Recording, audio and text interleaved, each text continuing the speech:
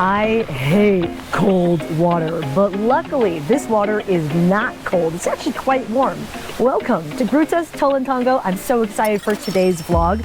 I'm genuinely curious. What is it like here? Is it worth visiting? And is it worth that 4 to 5 hour drive it takes to get here from Mexico City? All of that and more in today's video coming up.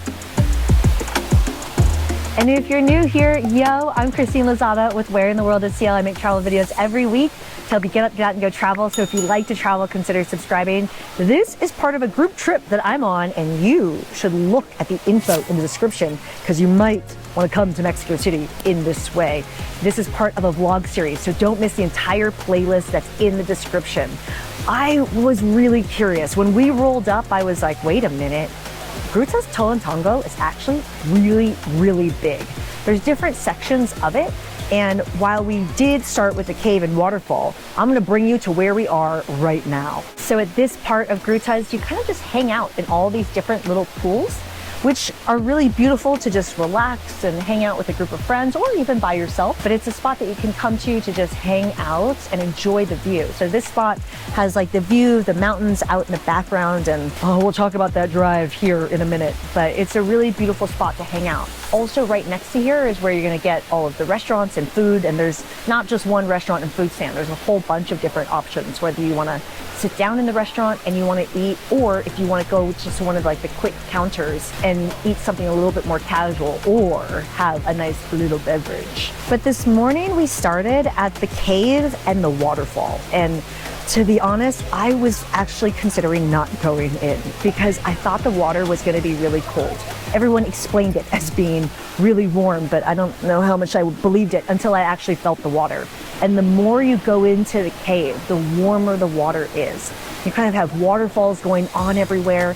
And one mistake that I made that you should not make is I wore flip-flops, which is not enough. You need something that straps onto your foot, like water shoes. So I definitely recommend coming here with the right foot gear. And also, this is not an accessible place. There's a lot of stairs everywhere. So wearing water shoes for your entire trip will definitely help you a lot. One thing that's really neat about the cave and the waterfall area is you can actually go in and explore the different caves, but it does require having a flashlight. And so you need some kind of light source to be able to explore within there. But if you're bringing in any kind of belongings, I mean, I brought in my GoPro, for example, but some people brought their phones and flashlights, for example. There's a lot of moving water around you and also a lot of people, and it's easy to drop something, and we may have lost a phone on this trip. So make sure you're securing your belongings if you're bringing anything into this space. They do have lockers. They have lockers available so you can drop your things. Otherwise, you can put your towel right outside and then just head directly into the caves. The other portion is walking upstairs from the main kind of lower waterfall area to the upper waterfall area, where you can go inside, and it gets a little tight and cramped in there, and the water's way warmer in there, but it's worth exploring and just checking out the entire space. And then afterwards, after you come out of the cave and waterfall, you can go down into the river area.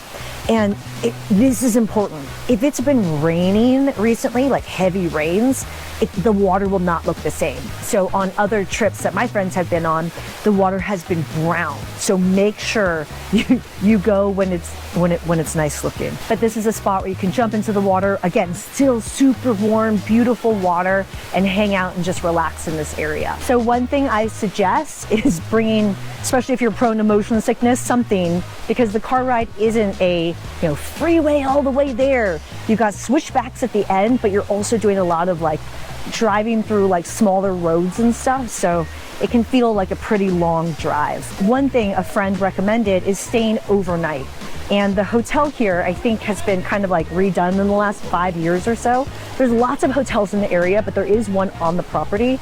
I don't know if I'd really want to spend a ton of time here. They do have other things like a zip line and, like I was saying, lots of food and restaurant things on site. There are things that you could do, so I think it depends on what kind of experience you want. But I think as a day trip, perfectly fine. All right, so what's the verdict? Would I recommend it? Would I suggest coming here? To be honest, I would. It's a neat experience. It's a It's a cool thing to see, and it's a relaxing day. It is far from Mexico City, so you have to evaluate how much time you're spending in Mexico in general to determine if it's the right choice for you. Come as a day trip. That's how I would do it again personally, but if you have a suggestion, add it in the comments below. We're all a community, and don't forget, you should come here on a group trip and maybe check out the info in the description below. I'm Christine Lozada. I'll see you in the next one. Ciao.